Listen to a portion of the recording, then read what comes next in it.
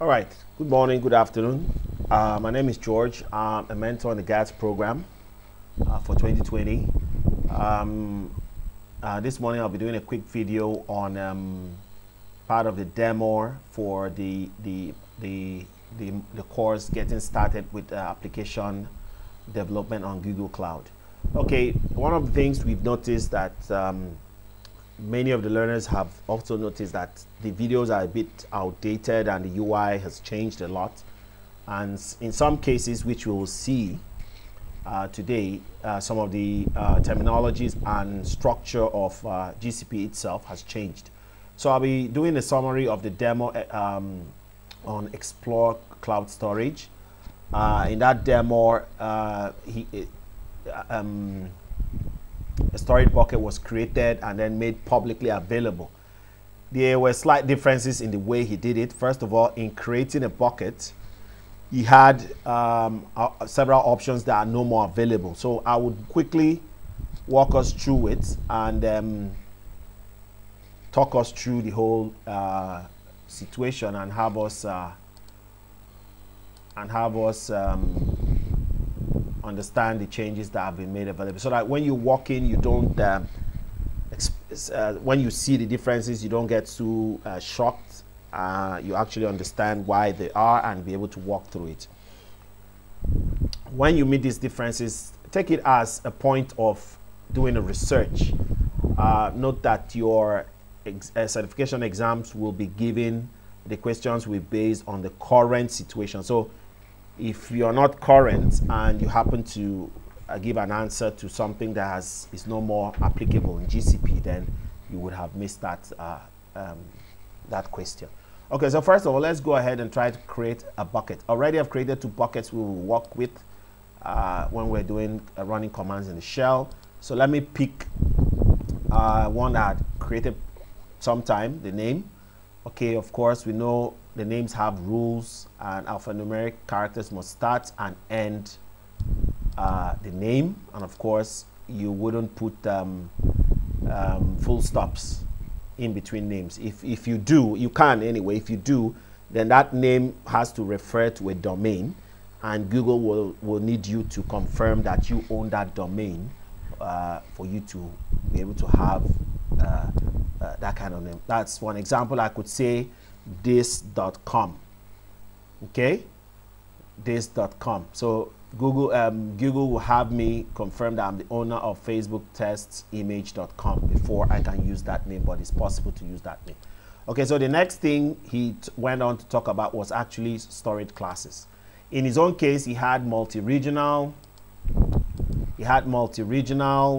regional, nearline, and co-line. That's no more the case. We now have standard, which is a merger of multi-regional and regional, and then we have nearline, co-line, and archives.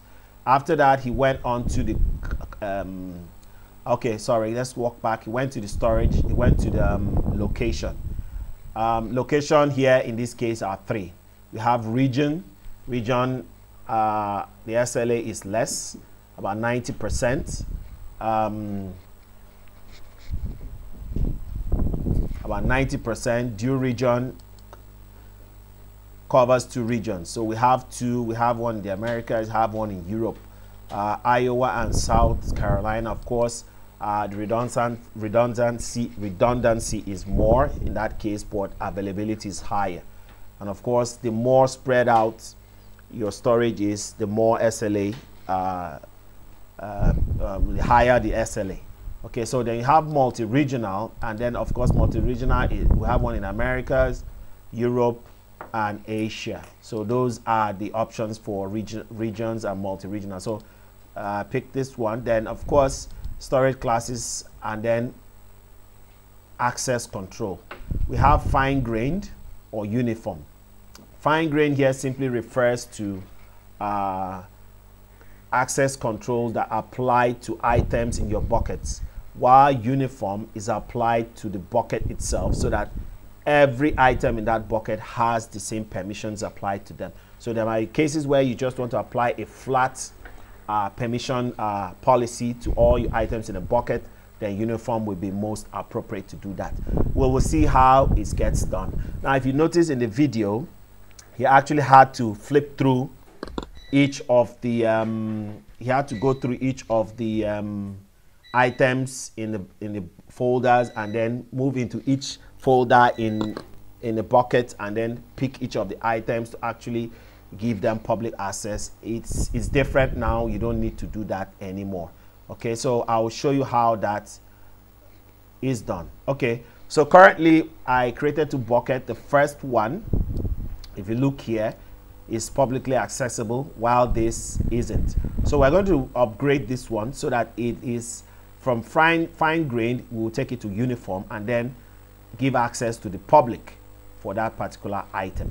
Okay, so let's click into that bucket. First of all, as you can see, it is not publicly accessible. Okay, let's go back. All right, so let's select it here and then click to show the info panel. Subject to object ACLs, access control lists. Okay, so it says this bucket is not shared publicly and uniform bucket level access is enabled. One moment, I think I did something I shouldn't have done, but let me check it out. Okay, sorry. All right, so we're on track. So to ensure that the bucket data does not become public, do not add this group of users or this group. Now, there's a subtle difference between all users and all authenticated users. All users means everyone on the internet can access it. You don't need to be signed in to do that. But all authenticated users, you actually need to be signed in. And once you've been authenticated, you've signed in, you can now access the bucket and its items. Okay, so let's switch to uniform. Like I said before, uniform in this case has to do with applying access control to the bucket as a whole. So every item in the bucket will get the same permissions and will be accessed by the same group of people that, or groups that you have given permission to access these items. Okay, in his own case in the video, after clicking on this, he had to actually go through each item in the bucket to make them publicly accessible. But let's cancel out. Let's see what happens. Let me hide this. Let me click into this bucket. Okay, so let's create a folder. Let's call it human, and then click create. All right, now let's click this human. Let's go into the human. Let's upload some files from my system. I have this file. Let me upload it, and then okay, shouldn't take more than a minute. It should take up to a minute. Okay, so we want to see if the same rules apply, because in his own case, when he was granting making his items public, he actually had to go through the process of walking through each folder in the current bucket and then applying this public access to each item in the bucket. So let's see if that is the case with the new setup. Okay, all right, so all right, okay, share, okay, all right, clicks on that, and then all right, so let's leave it there. Let me go back here. I'm still uploading. This file is a bit big. Should have uploaded something smaller. Okay, so let's go back here. Let me click on this. Okay, see, he had to click on the views, click on select, and then make it publicly shareable. Okay, let's see if that will be the case here. It's taking a bit, it's taking long. Okay, it's almost done.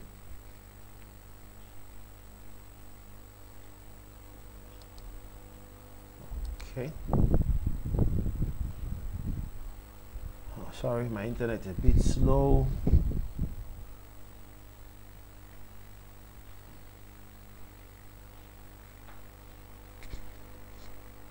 All right, so it's complete, and this won't go away. So I noticed, so I need to refresh the page to make that dialog box go away. All right, so we have, let's walk back. We have a bucket called Ginger Man was here, and inside it we have another folder. So we go back to the bucket level. We want to make that bucket, we want to change from fine-grained to uniform access control. So we've selected it. Let's come here, show the info panel, and this. So we're going to add all users and then all authenticated users if we want to, but I'll do for public access, I'll add only this. Like I said, these users, everyone can access it. For this one, you actually need to be signed in or authenticated in a certain way before you can have access, whether read, write, or view access to the contents of the bucket. Okay, so let's switch. Let's click on this, switch to uniform, and it says uniform access control removes object ACLs from this bucket. ACL here means access control list. Okay, so it's a list that shows you who is allowed to access this bucket and what actions they actually can take on this bucket. It's a Linux thing. Windows has it too. Okay, you will see it on Windows. Because I chose fine grain, they said if you do this, those who currently have ACL access will lose it. So to prevent this from happening, you click on this so that they retain their access. But if you don't want to and you want to just start fresh, then you shouldn't select this, and that way every ACL that exists previously will be wiped out. So let's say save. All right. So you see in this case, in our own case, we didn't have to walk through each of the items in the bucket. We simply just applied it to the bucket, and everything in the bucket received the same change. Okay, so let's add someone. Okay. All right, let's add someone. Let's add all users. Remember, we're trying to make this bucket publicly accessible. Okay, so let's see, what do we say view? Okay, let's say view. That means the buckets anyone in the internet can read the contents of the bucket, and of course we're giving a warning, and then we'll click that, and of course it shows you this to tell you what was previously added and what you will change when you add this new set of permissions. Okay, all right, so that's been updated and we're good to go. Let's go up, down. We have storage viewers and of course all users. All right, so let's hide this info panel. Let's scroll over here and of course change to uniform, not yet publicly accessible. Let me refresh that.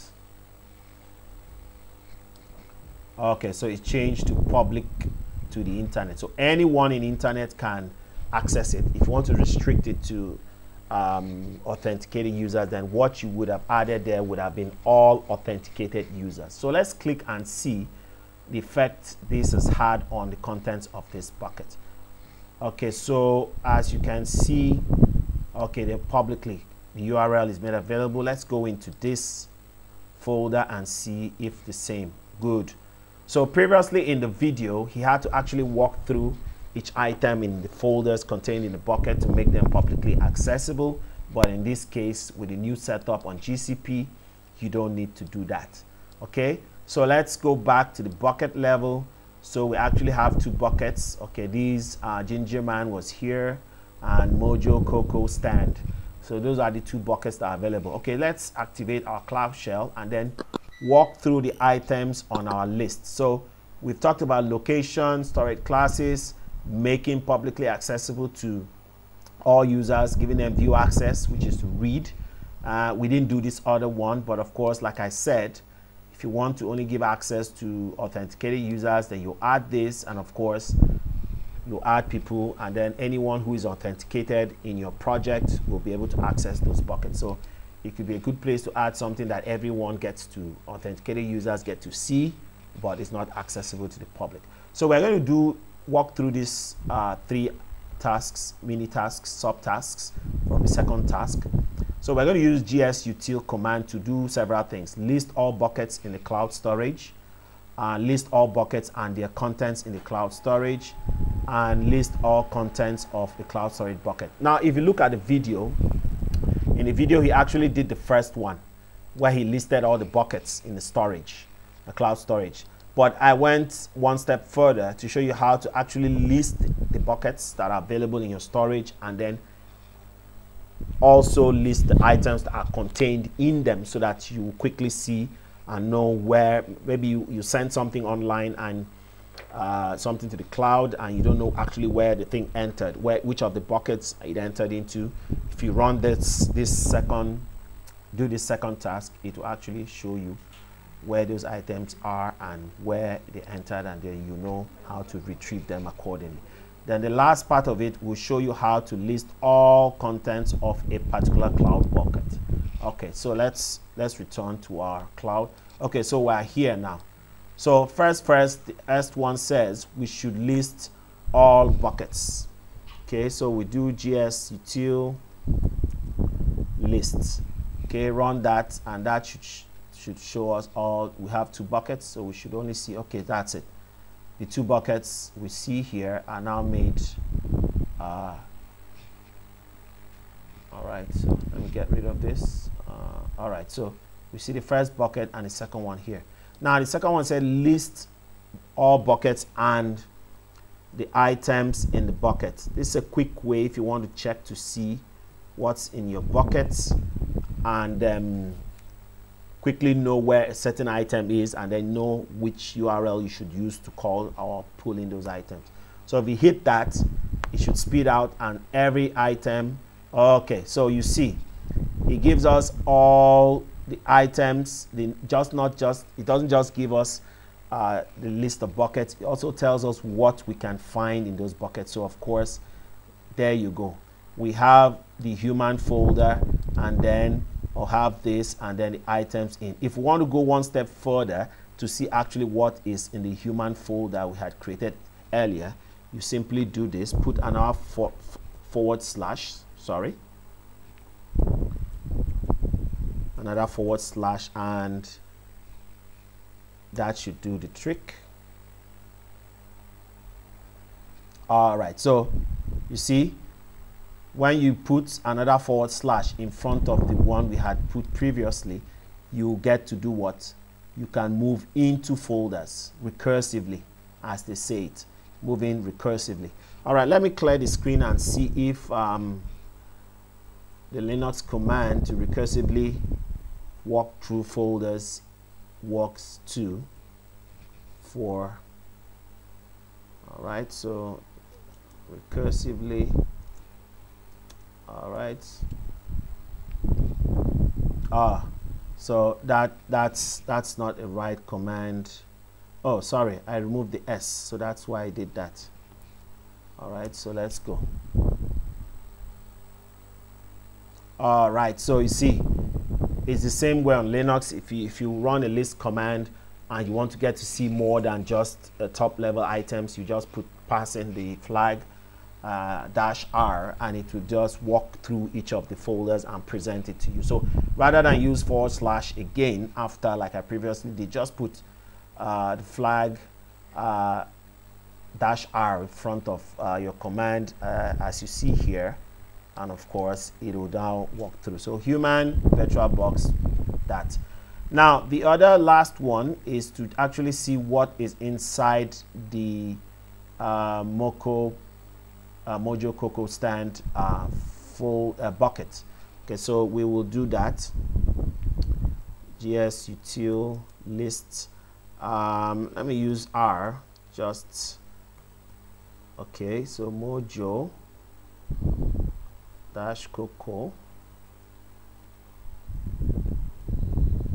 Coco stand. All right. Let's see what is inside there. So these are quick ways. You know, at times you might run a command. Maybe you want to list items in a bucket. You want to pull in. Okay, you want to pull in an item you think is at a certain URL, but when you run it in your shell, it doesn't work. A quick way is just run a list command to check whether, first of all, that bucket exists. If it does, then do list with passing the R switch. -R switch that will run through any folders in there, and show you, and you get to know, oh, sorry, I made a mistake. That's not the right folder. That's not the right bucket, or that bucket doesn't even exist. Rather than trying to check it online, just run it from your shell. Find out if that bucket actually exists. It makes it possible for you to stay at a certain location and accomplish a lot of stuff instead of clicking and going here and checking and coming back. So that would be a nice way to carry out your workflow. Okay, so basically that is that. And then for the other part of the video, of course, the life cycle management and rest of them, they're still the same. They still work the same as presented in the video. So thank you for watching, and if you like the video, please leave likes for me, subscribe to my channel so that subsequent videos, as I update them, you can also follow and get notified. Thank you for watching. Bye bye.